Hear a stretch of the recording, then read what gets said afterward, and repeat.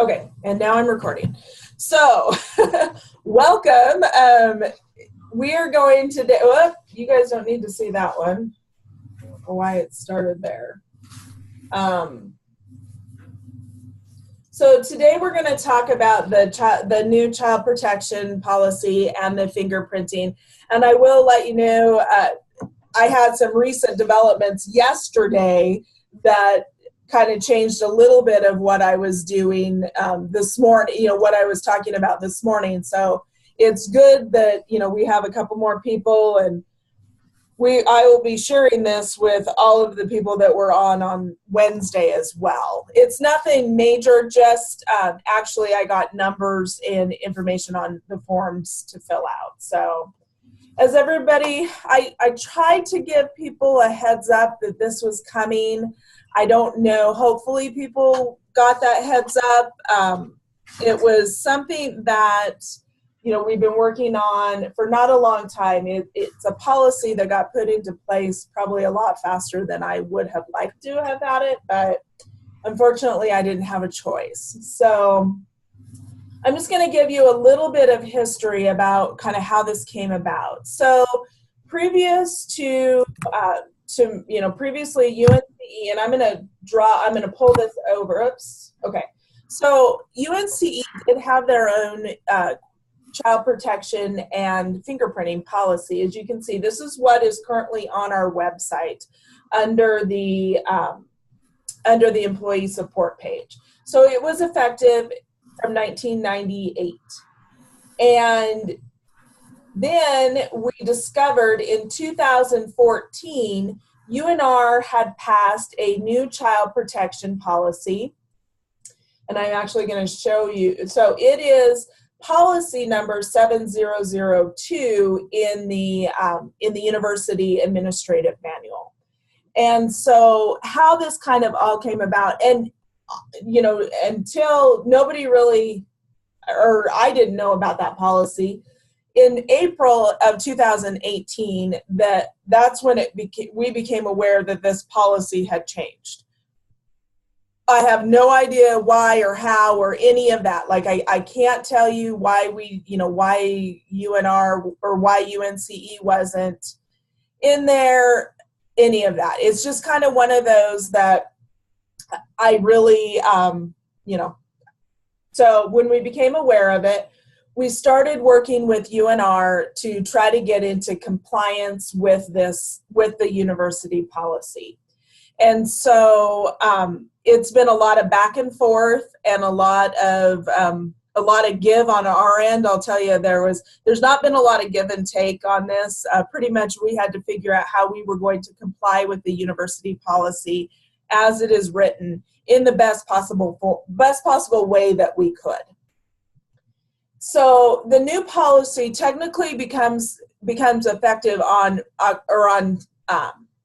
the 1st of July. Now, some of you have heard me say, and I don't like changing 4-H policy before the first of the 4-H year, but in this case, we really didn't have a choice. It was, you're going to change it and you're going to change it now. So we are changing it. One of the things I want to make sure, our policy was good. I truly believed in our policy. There was a couple pieces that that we were working on trying to change a little bit. One of those being re-screening our volunteers on a regular basis rather than just screening them once, doing the background check once and then moving on. I probably would not have picked what the university policy was, but that was, that's what we have to follow now. But it is really, and if you have anybody question this, it is for the safety, the safety and protection of the kids. And we know that, that's always been our number one goal in the whole thing anyway. And I know we had a child protection policy. Obviously, we had one since 1998. The university did not get theirs until 2014. So we've been worried about the protection of children a lot longer. So I want to talk, okay, so first I'm kind of going to go through the policy a little bit, but also talk about some of the pieces of it. One of the pieces that it really talks about is the mandatory reporters. And so just understanding that all of our employees, our students, and our volunteers who have a reasonable cause are mandatory reporters. The thing that I learned through this whole process is not only are we mandatory reporters with the university police system or the local sheriff's office, or that you can, they can call, or you can call the Nevada Division of Child and Family Services. You need to do that as soon as possible or within 24 hours. But I also did learn that if you do call in a report on, on something that happens related to the university, you also are supposed to report that to the provost's office. And so that's a piece that I'm not sure how many people were aware of. So I do have the contact information, and in the policy itself, I'm going to slide the policy back over here so you can, and I'm going to go down to that section. Sorry if you're seeing it scroll really fast, but here is the duty of the personnel. It does have the phone numbers in the policy. I laughed though, because it talks about calling your local police or sheriff's office, and they only give you the number for Washoe County or for Clark County. So within the policy, because I guess there aren't any other counties in the state. So I just put in there, I put in the PowerPoint, and I'm going to be sharing this PowerPoint with everybody, as well as I'm going to make sure it's posted on the employee support page. But it is, here's the numbers for the universities, police services, and the Division of Family Services, and then also the provost's office. So that can be reported to that entity as well. So essentially, failure to report can lead up to, it can be up to and including termination for the volunteer and termination for the employee and dismissal for the students and the volunteers. So, our staff need to be aware of that. And our volunteers need to be aware of that. So, are there any questions about the mandatory reporting? The other thing I wanted to mention, in there, it actually defines what a employee is. An employee includes, faculty, classified staff, graduate teaching assistants, graduate research assistants, letters of appointment, postdoc scholars, medical residents, and student employees. So essentially, anybody that's paid, or anybody that's employed by the university. And the volunteer means an individual who's working at the university in conjunction with a volunteer agreement that has been approved. So all of our volunteers, and this also includes any of our county staff that are, because they're considered, that are paid by the county, those are considered volunteers within the organization, from my understanding. So the fingerprinting process, I guess, okay, so are there any questions on the reporting? I think for some of you, that's not really anything new. I just wanted, the thing that was new to me was the provost's office piece. I guess it is new, because I was always under the impression all we had to report to was whatever law enforcement or DCFS. Yeah. Yep. And it's really, so now, am I understanding it's 3 different levels? We report to university police, DCFS, who's really the ones who are going to do anything about it in my mind, I don't know, and the provost's office. So there's no, you just have to report either to the university police, your local police, okay, or yeah, okay, DCFS, okay, and the provost. So it's actually 2 reports. 2 phone calls. Okay, all right, thank you. My guess is if you have a volunteer that has reported something, they're not going to call the provost's office. You probably need to have them let you know, and then you call the provost's office. Well, that kind of gets it gets a little touchy, yeah. Mm-hmm. I mean, they can call the provost's office. Yeah. I know, I questioned that. Okay. So, but I'm going based on the policy. That's fine if we have staff doing it, but to have volunteers, that's what I'm asking everybody to do is, I mean, hopefully we never have to do the mandatory reporting. I mean, that's my goal, is we don't ever have that issue, but that's not the case always. But let's keep track at the in the counties, because I'm not going to know everything either, but keep track of kind of how this policy is going, the problems that you're having, and the things that are working well for us, because, we will be readdressing this. Okay, so the fingerprinting. So all of the potential volunteers, they have to complete the volunteer application that we have currently.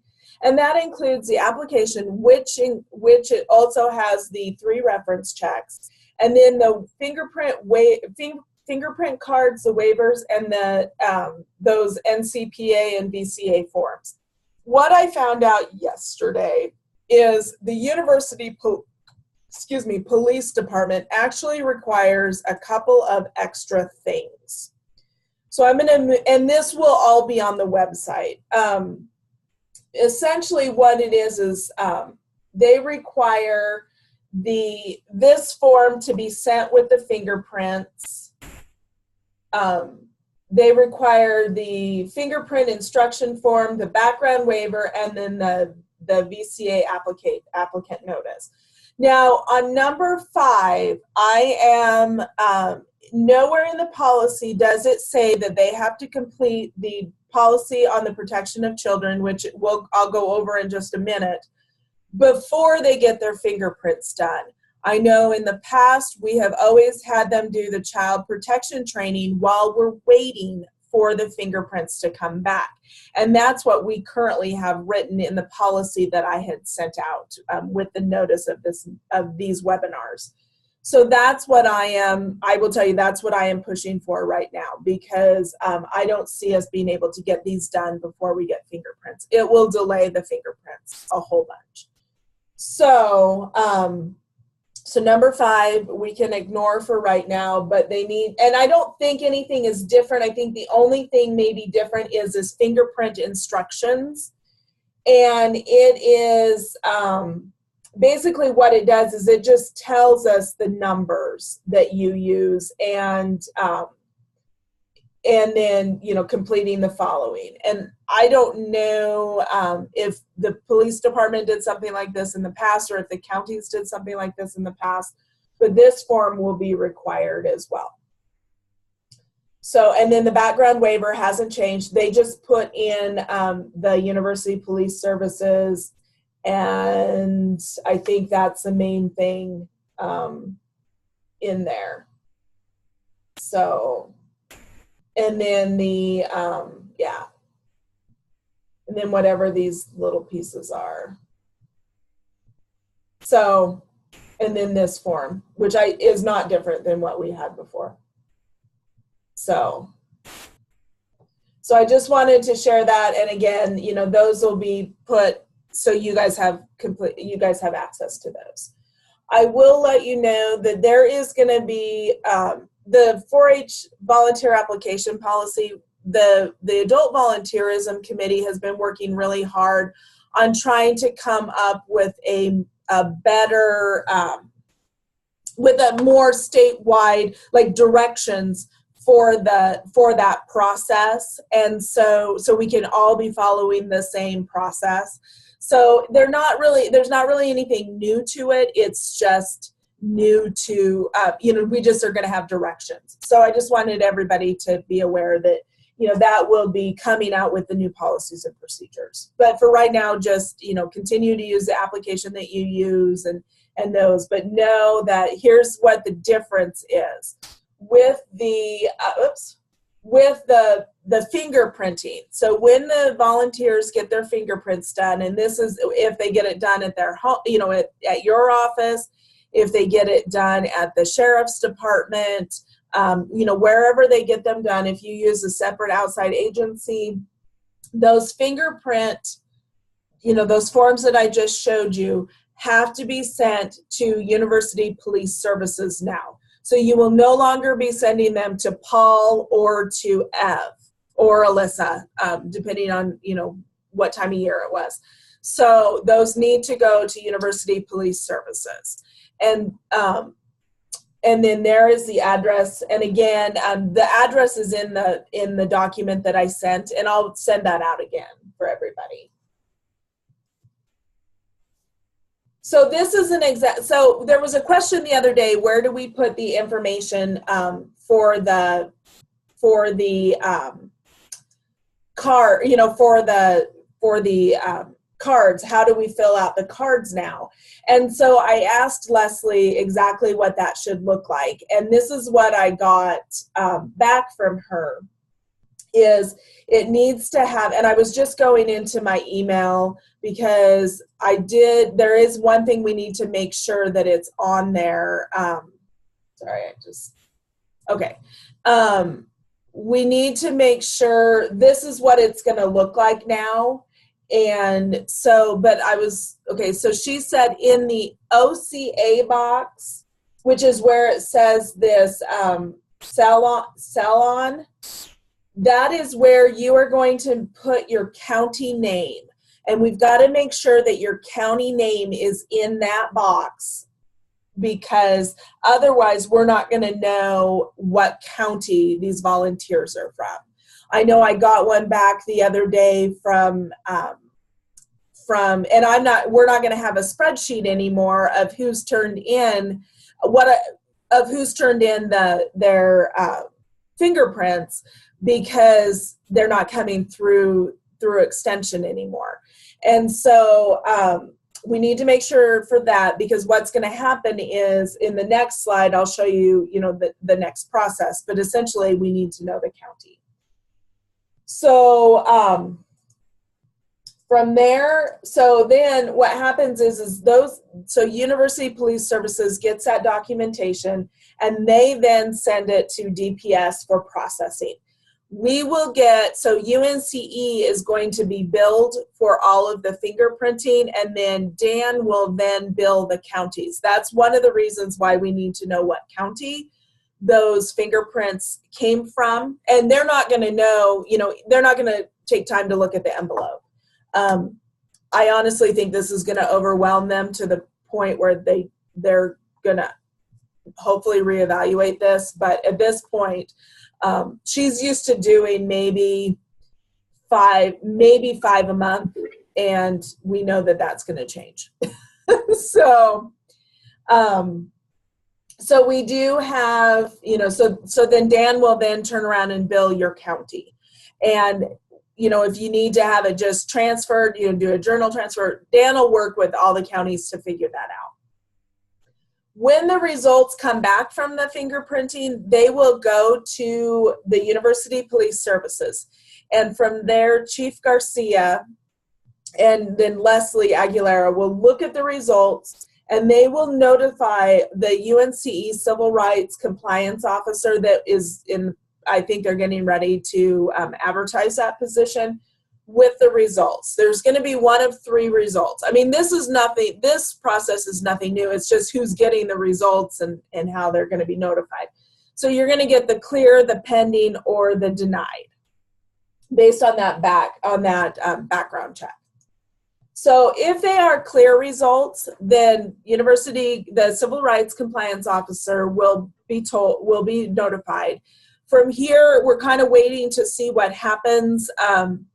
I think in the meantime, I think I am the one that's being notified of those results, and then I will turn around and send an email. If they are clear, nothing's wrong, I'll send an email letter essentially to the 4-H personnel and with a copy to the extension educator or the program manager, letting them know that the volunteer has passed the background check and that they're good to go on to the next step.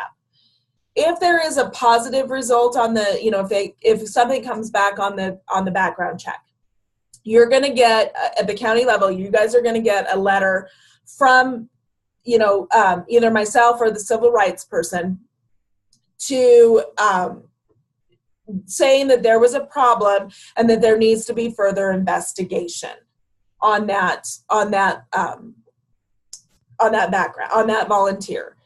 When So then the University Police Services will do further investigation, and when they make the final determination, they will let us know, and we will then let you know through the same process of those results, whether they are cleared to be a volunteer, or if they have been denied based on those results. Does that all make sense to everybody? I hope so. It's kind of one of those right now, we're a little bit in limbo. We'll get it done as timely a fashion as we can get it done based on when we get the results back from the university. I mean, those are, we have no control over how long that process will take with the university. We have been promised that it will, as soon as they get the fingerprint cards, they will immediately send them over to DPS. And then once they get that, then they said they have promised that they will not sit on somebody's desk. So right now, what I'm asking from you, because I'm not going to know when fingerprints are sent in, if you can at the county level keep track of when those fingerprints are being sent to the university police, so that way we can get a idea of the time frame of how long it's taking to get them back. I'm hoping it's a quick turnaround. The other piece that I learned the other day is I've had, I guess in the past they've been able to rush fingerprints.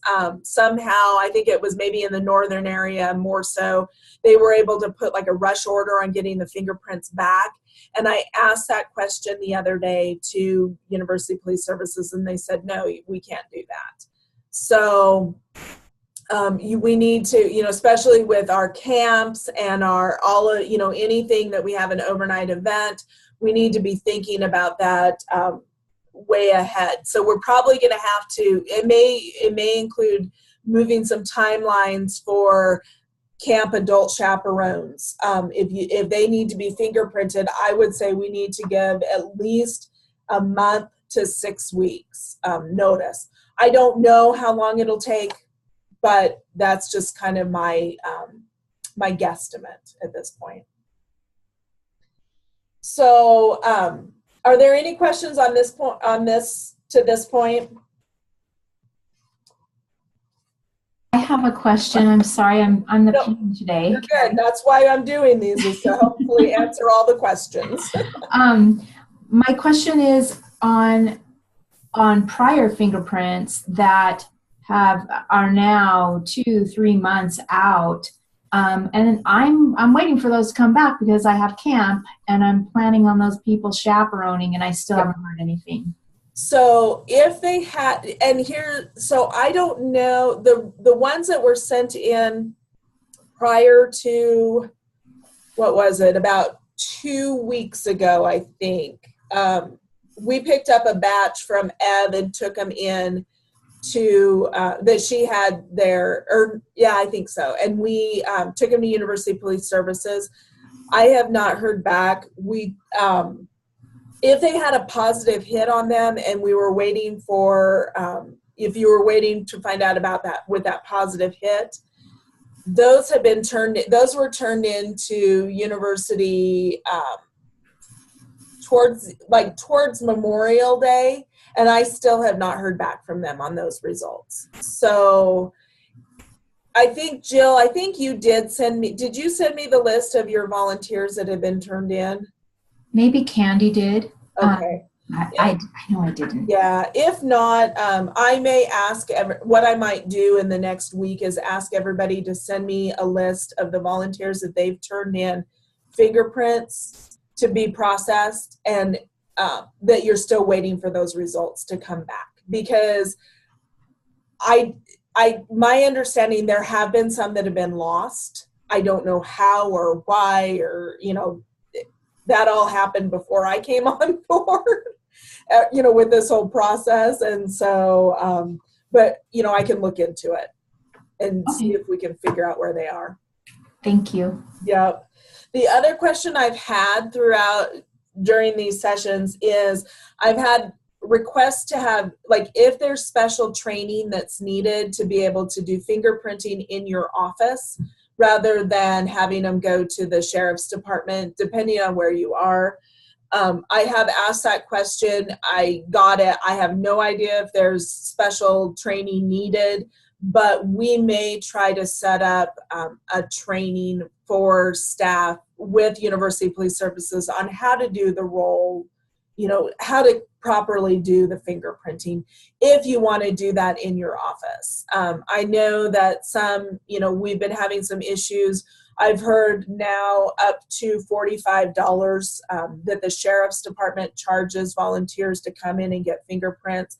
That's on top of the $30 that we already pay to have them processed. So so it's not feasible in all counties to be able to have the sheriffs. I know, I think Karen was on here in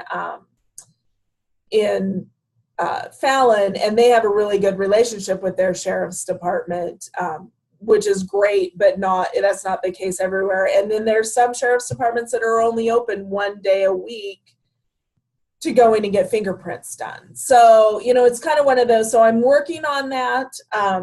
We do have, and our goal originally was to get one of the electronic signature, the electronic fingerprint machines in every county. But we did discover that those are about $15,000 to purchase and about $5,000 a year to maintain. So that's not going to happen. I can tell you, as much as I would love to have that happen, unless for some reason we find a grant out there that is willing to help with this. It's not, but we did get one. The police services had one machine that was available, and the decision was made by higher up than me to put it into Clark County. And so Clark County, they were down on Tuesday, I think, doing training. But Louisa, I know you're on, and it seemed like there was somebody else, maybe not. Anyway, the machine actually won't be there until August, but Clark County will have a fingerprint machine, or an electronic machine. So, and Paul's being trained on how to utilize that. So yeah, it will be nice. And it's kind of one of those, I think that they thought that was going to serve the entire southern area. And I kind of laughed at him and said, really, you think people from Ely are going to drive down to Las Vegas to get their fingerprints done? Don't think so. Or Eureka or whatever. So, so we do, but at this point, that's where we're at.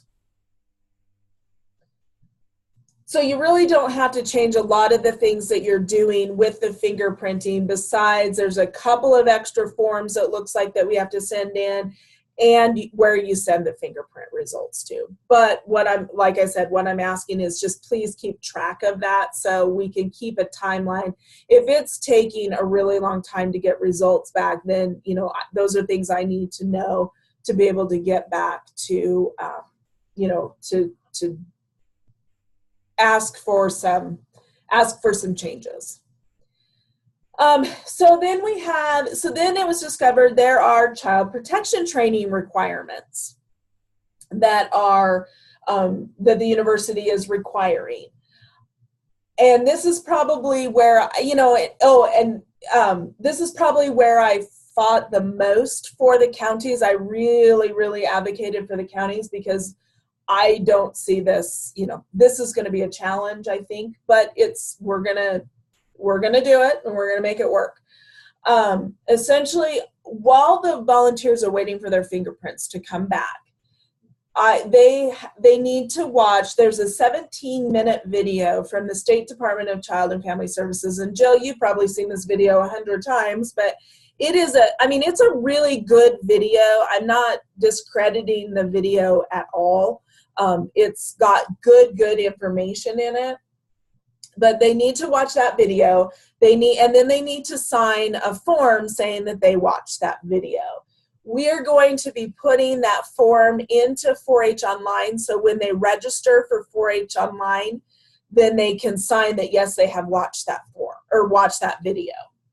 We're also going to have the paper copies available for the volunteer to sign as well, because we know that not everybody goes into 4-H online, because you'll find in a few minutes that there are some other categories that have to watch this. The other piece that they have to do, oops, sorry, you don't need to see that part. The other piece that they have to do is they have to, I think this is it. Okay, they have to read this Exhibit A information packet. It is 12 pages. You can see most of it's put together by UNCE. It goes over, it has this document. Sorry, I'm just scrolling through it quickly. There is this document, and then there is this information, this fact sheet that's in there, and I believe that the Nevada System of Higher Education Child Protection Policy is in there. This is the Board of Regents, essentially. This is their child protection policy. They have to read that as well. And then they have to sign, I'll just share with you, they have to sign this form saying that this is the YouTube video one, but they essentially have to sign this saying that the same type of thing, saying that they watched or read the materials. The other piece is we want to have them complete the 4-H orientation modules. Now, I know some of you have been waiting very patiently for those, and I have been struggling with trying to figure out how we're going to put those, because it was not a simple process. I did on Monday, I think it was Monday or Tuesday, I did find an easier way to offer those to volunteers to where they don't have to go in and register through e-extension, which if you've gone through the common measures, that module that we asked you to go through in e-extension, imagine asking a volunteer to sign up and go through the process through e-extension.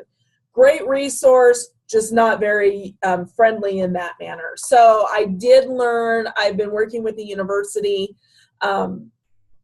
I can't use the university's learning management system because it's paid for by student fees, but they do have Canvas available that I can use. That we have to, that I can use. I'm just right now learning how to do that, but I did discover that we have people there's people at the university can help me with that step. Marie, are these forms used by all the offices? Yes, all of these new forms that you're seeing, Marie, have to be used by all of the offices starting July 1. And we'll make sure that you have them all. So they're going to be posted on the website, and then I'm also going to email all of those out.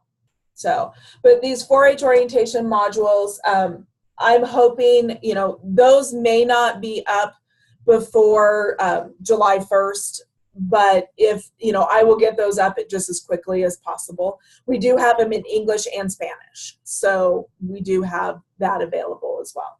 The other piece, the other piece that I'm asking is that we have our volunteers, because I think our materials are way, way, way, way better than the video and that packet of information. I mean, most of our stuff is based on that, but I think ours is a better training. So what I'm asking is that they complete that self-study guide, or do, I know some counties do like a face-to-face child protection training.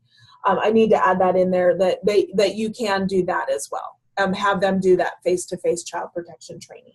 Carrie? Yep. I don't know if, so I work with a children's cabinet in putting on child abuse and neglect recognition and reporting training quarterly. And it's mainly for child care providers. However, I always invite 4-H people because I feel like that makes the training a lot richer. Yep. And currently, the county who usually participates with me is Humboldt County. And so I do it interactive video. And I was talking to Molly yesterday about something else, and I offered that to her as well. And so I don't know if if there's interest in trying to take all these pieces and create a kind of a new training that helps everybody get through this in one night. That would be fantastic. What we can do, Jill, is let's sit down and talk about that and figure out how we could do something like that. It would be great. Yeah. Because I really, this is a lot. I mean, it's a lot to do. What I've said is the video and the information packet, because I'm going to turn to the next slide, and you guys are going to love this. That video and that information packet, they have to watch and read every year. Which is what I was really pushing was, can they do that every 3 years? But I did not I got no. So it could be that they, and people ask, can we just do it at leader training? And I'm like, yeah, you can show the video and hand them the packet and then have them, fill out the form at a leader training. And this might fit real well into that, Jill. Yeah. And then, and then what I'm asking is that those two components, the online modules and that self-study guide, or however, right now it's a self-study guide because that's what we have really available at this point. Right. That they do that every 6 years. And I think it's a good refresher every 6 years. But then I'd like to do, my goal was to get that self-study guide into some kind of online training, so they wouldn't necessarily have to sit and fill out paper and pencil. Yeah. So, but yeah, Jill, let's plan on doing that once you slow down a little bit and I slow down a little bit, but not too far into the future. Okay, that sounds really good. Maybe after you get your new person hired. So, so they do have to complete this training every year, and they have to do these two components every single year. And then I'm asking that they do these other two components every 6 years. The key to that is if there is a break in service of more than 1 year, then they do have to complete the entire process again. And I don't think that's new either. We've always said that. It's just we need to make sure that that people know that. And the one thing I thought about this after the last session too, like we have volunteers that go to camp every year. That's really not a break in service. If that is what they do in 4-H is they volunteer, they chaperone for 4-H camp, then it's not really a break in service if they do it every year. So they would not necessarily have to be re-fingerprinted every single year. We probably want to, you want to think about it, but you need to, there's a potential that, you could re-fingerprint those every 6 years, because there's a way we can put them into 4-H online as a resource leader. So that way it doesn't look like there's a break in service. So. But if they skipped 1 year of camp and came back 2 years later, then they need to be re-fingerprinted. Yes. Yep. Okay, so then we have the lovely Workday requirements, and I just threw these in there because I wanted everybody to make sure that they're aware. I know a lot of you have been working on this, but some of you have not for various reasons, and so I wanted everybody to be aware. Once they've cleared their background check and once they've completed all the child orientation, child protection modules, then we have to enter them into Workday. So for this, because we have to put in their social security number and their birth date, they really need to, come into the office and sit down with you at a computer, or whoever's entering them in needs to sit down and you need to start putting in that that information right there, because we don't want to be writing down social security numbers and and having them just lying around. So that's one of the reasons why we say they really should come into the office and do that. Once they are put into Workday, the volunteer will receive an email from Workday saying that they're in and that they need to complete the process. They need to then log in from their own computer and complete the process. I don't know what that looks like, because like Sharon's been entering people since I think November, and she said the other day nobody has actually completed the onboarding process. Sometimes the emails, and then some people are saying they're not getting the emails, and part of that is because the emails maybe go to their spam folder and they're not looking in that. So you need to make sure that they're aware that it could be in their spam folder. And then the reason for Workday is we all love it so much, and it's our favorite thing to do. But the reason for that is because of that's what covers them they're put in as contingent, can't remember how it's worded, like contingent workers or contingent volunteers, and that's what covers them under the workman's comp and the liability insurance. So there's been a couple of times that we have gone in to do something with a volunteer. They were trying to reimburse a couple of volunteers and they weren't in Workday, so they couldn't reimburse. It was just, so we want to work on trying to get them into Workday. I know Alyssa in the northern area and Paul in the southern area have put together really good step-by-step instructions on how to input volunteers into Workday. What I'm trying to do is meld those two forms, because Alyssa's got really good graphics and really good, like she's taken screenshots and put them in there, and Paul has really detailed instructions. So I'm trying to put those two together, and I have them out. I have several counties right now that are kind of pilot testing those instructions, letting us know, hey, what's missing? What do we need to add? So those will be out by July 1st. We just have to finalize those, and we're going to get those out to all of the counties. So all of our volunteers have to be put into Workday. Right now, our priority is to get the new volunteers into Workday. And then if you have any volunteers that might need reimbursed by the university, like shooting sports instructors or, just a variety of things, and we need to get those into Workday first. From there, then we need to get everybody else. It says here that they must be inputted into Workday by December 31st of 2018. That is our goal. That is our target date. But knowing that this is, and we have, Marie, I have been I tried to send an email yesterday to get permission, and I need to find out who all needs permission to do that. But Dan is out, I think yesterday and today, so I couldn't get him to, I couldn't get that sent. But you are on my list, Marie. You and like 3 or 4 others are on my list to get that.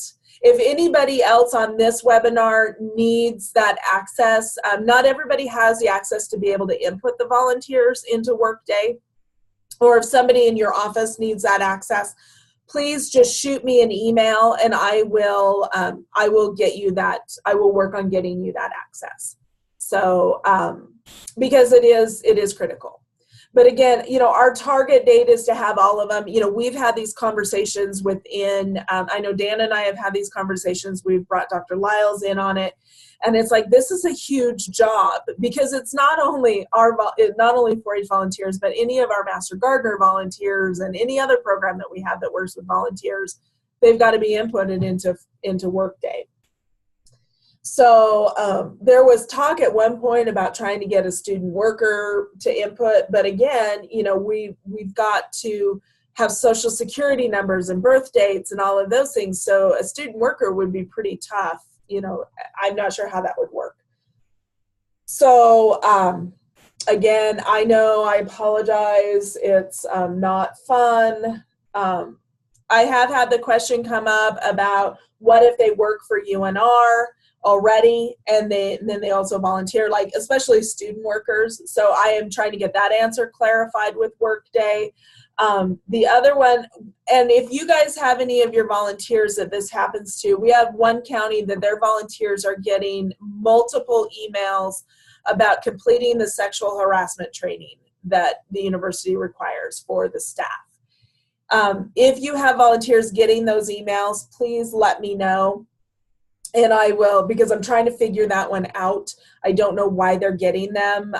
We haven't figured it out, especially since the county hasn't entered those volunteers into Workday. So we don't know why they're getting it. But we are, but I need to know some of those idiosyncrasies of this. Any questions on Workday requirements? So that's the next step. I have one, Carrie. Yep. And that is with the sexual harassment. Once they're in Workday, should they be receiving an email on that, and do they need to complete it? I don't think so. Okay. But I'm finding that answer out. I hope that they don't have to complete it because, I mean, it's a fine, yes, Lisa, I will, this presentation is going to be sent out and I will post it. It's actually going to be posted on the website in the employees only section. So anyway, you know, I haven't even completed the sexual harassment training because I sat down and I worked on it for like an hour and a half and I only got through half. So I've got to finish the other half. I'm now getting the constant emails complaining to me that I haven't finished it. So I'm hoping that our volunteers don't have to. I think that would drive most of them away. So, okay. And then once the application is done, once they've completed the application, the background check, the child protection, you've got them in Workday, then we need to have them go in and enroll in 4-H Online. These are for our new volunteers. So, and you guys all, you know, that's not anything new. I just wanted, you know, to know that's kind of that last step. So background check requirements. This is something new. According to university policy, all faculty, staff, and volunteers must complete a background check through fingerprinting every 6 years. So we've been trying to figure out how we can make this work. I asked for, you know, can we phase this in, you know, like maybe those that have 15 years or more, we do, you know, this year and blah, blah, blah. I was informed that we have to get all of our volunteers re-fingerprinted. Well, actually, I was informed we have to get all of our volunteers, anybody that has not gone through, that the results have not been sent to University Police Services, have to be done. And I was told they are not in compliance and they have to be done immediately. Dr. Lyles and I have talked about it, and we know that that's not even really an option. We know that that is very stressful for the counties, number one, for the volunteers, because, you know, I had it even at my own house. My own husband said, but I just got re-fingerprinted 2 months, or I just got fingerprinted 2 months ago, and now you're going to make me go do it again. And, you know, we know what the loss of volunteers would be. We'd have a significant loss. So what we have decided is our volunteers, any active volunteer, 4-H volunteer who's been with the organization prior to 2012. So essentially, if they've been here longer than 6 years, must be re-fingerprinted by June 30th of 2019. So you have 1 year to get those individuals re-fingerprinted.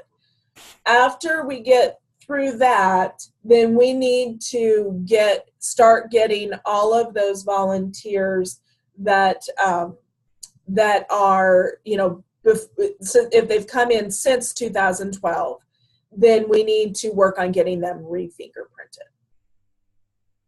So, you know, my guess is you'll probably start with those that are, you know, that have been here the longest after that. So, but that is, that is the case. I will tell you at this point, the money, the counties are being asked to pay for that.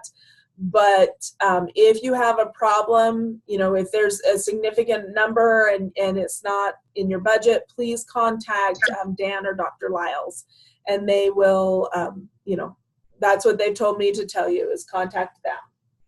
Because it could, we know that it could be a interesting time. So, but I was informed that nobody was in compliance and we had to re-fingerprint, and we both just went, oh, we can't do that. I mean, I was almost physically sick thinking about trying to tell you guys that, and then you trying to tell the volunteers that. I was like, it's not going to work.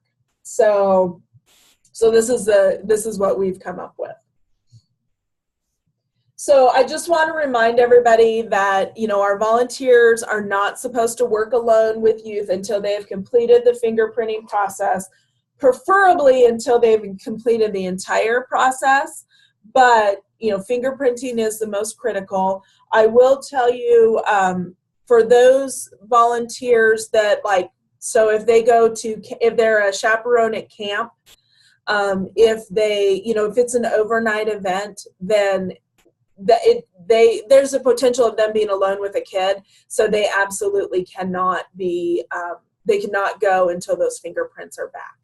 So just so you're aware, because I had that question come up yesterday of, well, we were told that, as long as there's not the potential of them being alone with a kid, then they can still go to camp. No, if it's an overnight event, they have to have those fingerprints back. For the fact that, their overnight events, there's too many opportunities to be alone. Or if you even think that there might be that option, then they should not work with kids until those are back. So resource volunteers, I know that we have workshop presenters, we have judges, we have a lot of work, a lot of people that we work with. And this is, again, university policy. I've adapted it a little bit, only for the fact that just on keeping the documents. But essentially, they are supposed to watch the child and the video, and then read that information packet and sign the form saying they read it. It really is something that I had to do it this past year. I judged the state FFA contests, and because the state FFA contests are held on university property, we were all required to read read the document. I think we were supposed to watch the video and read that packet of information. And then when we showed up, we brought our signed form, handed it to Amber with FFA, and moved on. So I know that's a huge step for us, but again, we're trying to be in compliance with the university policy. So we have to make sure that we're doing that as much as possible. Essentially what I've said is just sign those forms and then keep them on file in your office for 5 years. I don't know, supposedly they ask for them, but Amber said last year nobody ever asked for the forms. So she just kind of keeps them in a file. And so I'm doing this, I'm asking kind of the same thing. Just keep them on file for about 5 years. And if we find out differently, I'll let everybody know. But that's one of those that we do, And your overnight camp volunteers, because if that's all they do within the 4-H program, I would say that they don't necessarily need to complete the modules and the child protection training and the self-study guide, unless you want them to at the county level. The minimum that they have to do is the video and the information packet, and then sign those forms. And so I just, I kind of consider those, if they're a chaperone at camp and that's all they go to, I consider those resource leaders. And so they would fall into this category. But again, you know, okay, so usually the university, 5 to 7 years. I know financial paperwork is 7 years.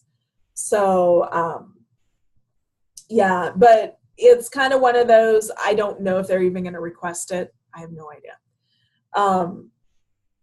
But yeah, so the resource leaders, this would be their policy.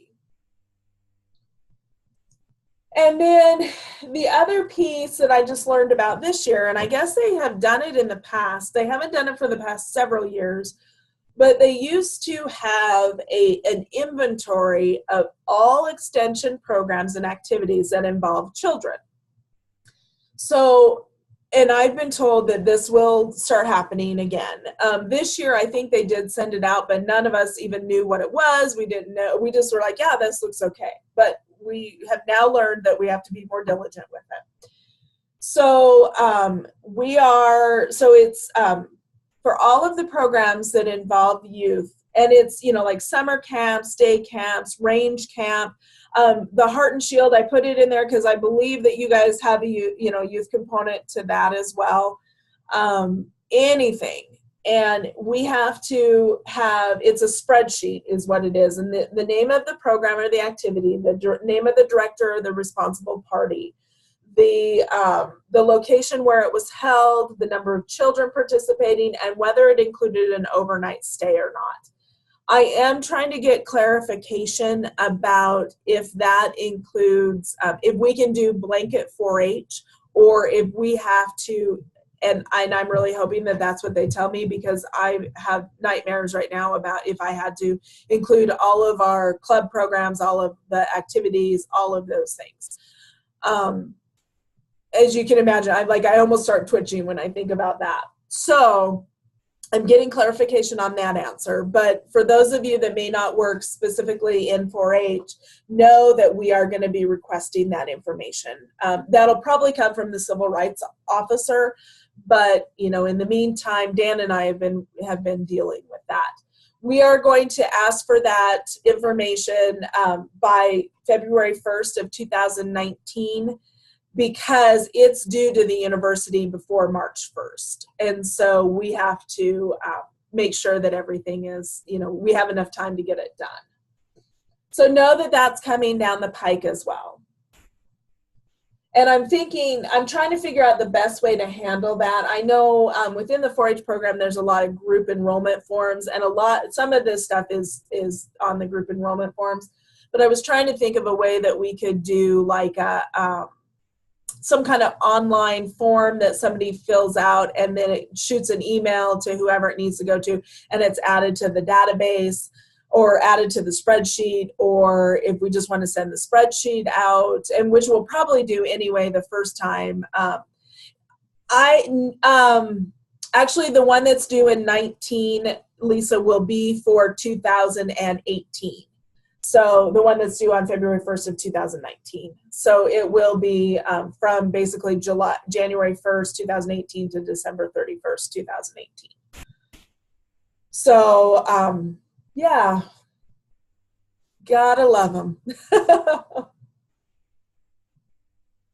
And so, okay, any questions? I know this is the point. Yeah, there's a lot. You know, there are days I love my life. So anybody have any questions about this? I will be getting the PowerPoint. I'm going to send a copy of the copy of the policy again, and then all the forms that need to be filled out. What I'm asking is if you have any fingerprint forms that are sitting in your, you know, that are in your office or getting ready to be done, if you could, you know, even before July 1st, if you could please have those sent to University Police Services, that would be fantastic. That way we've got those, you know, they're starting to go in the right place. But I'm working with Ashley to get all of this put up on the website as well, so everybody has access to it, including the link to the video, the information packet, all of those pieces.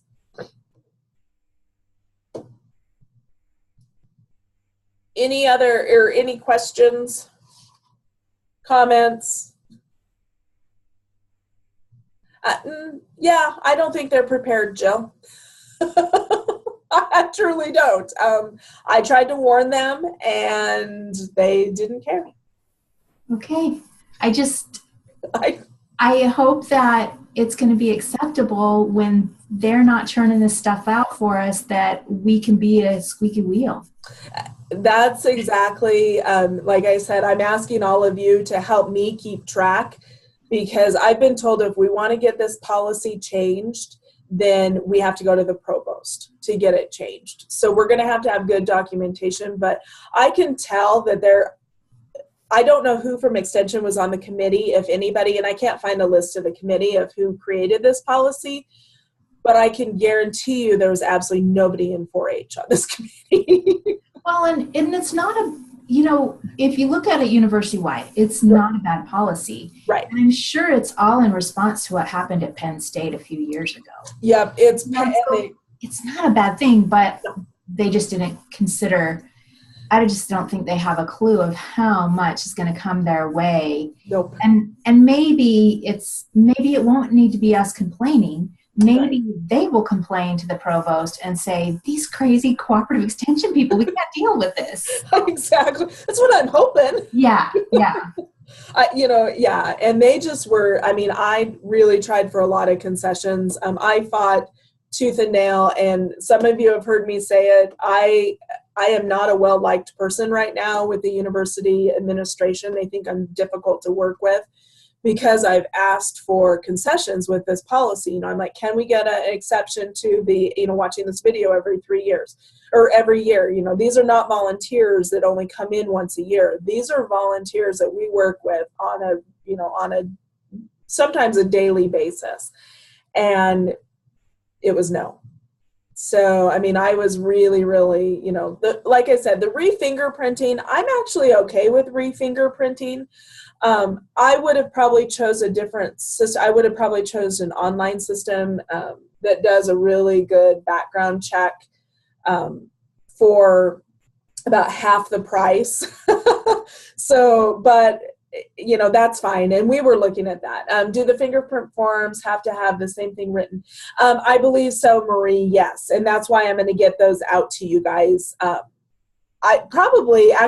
thinking I might work on this morning.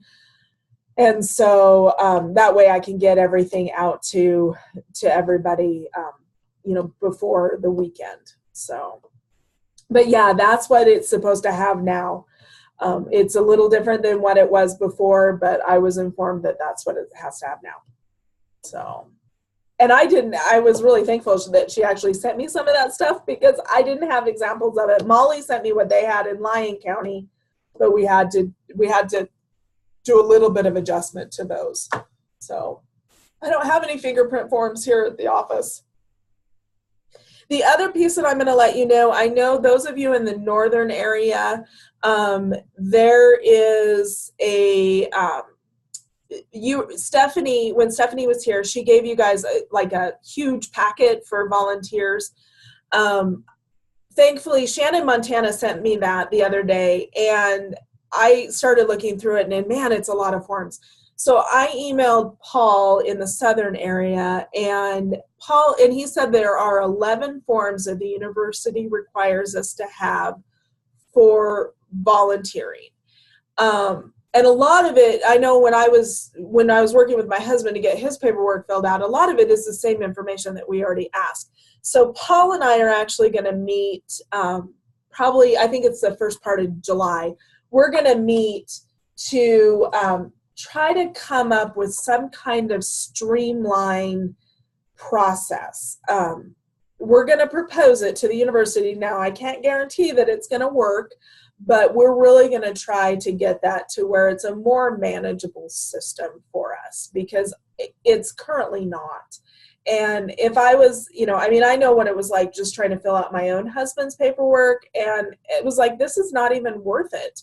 And, poor Sandy had to send me 8 pages back because we missed signatures. And, I just can't even imagine what it's like for you guys. And so I'm really pushing to try to get this as streamlined as we can. That's one of the reasons why the volunteer committee, the adult volunteerism committee, is working on trying to get the process, actually having steps, written out to how we go about this, what forms exactly we need, all of those things. So know that we're really working on it and trying to make it an easier process, knowing that we have all these new other steps in here that we have to do too.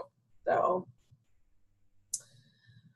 any other questions, comments, thoughts?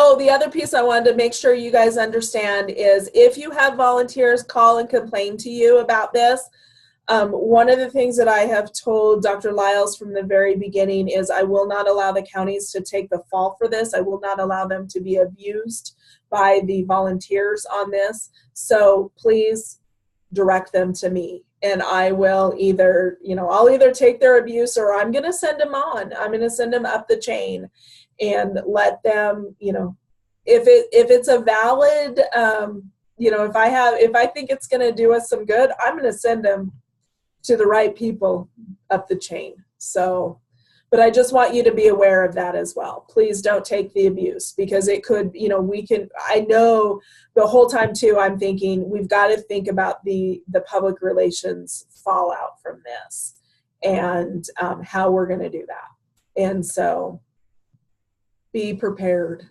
And I will, like I said, I'll take the abuse.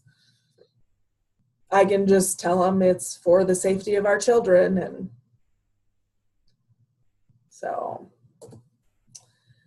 if there aren't any other questions, if questions come up, please don't hesitate to call or email me.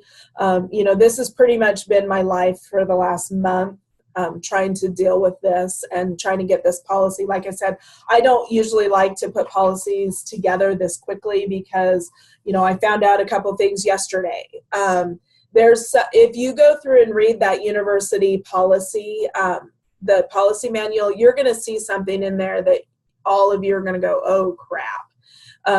I'm choosing not to see it right now because I'm kind of a little afraid of it. So you don't hear me say that. I'll take that part out of this recording, but yeah, and you'll probably know exactly what I'm talking about when you see it. So there's a lot. So all right, if there's nothing else, and I will let everybody go. I got done. I went a little bit over today, but I will let everybody go, and thank you and have a great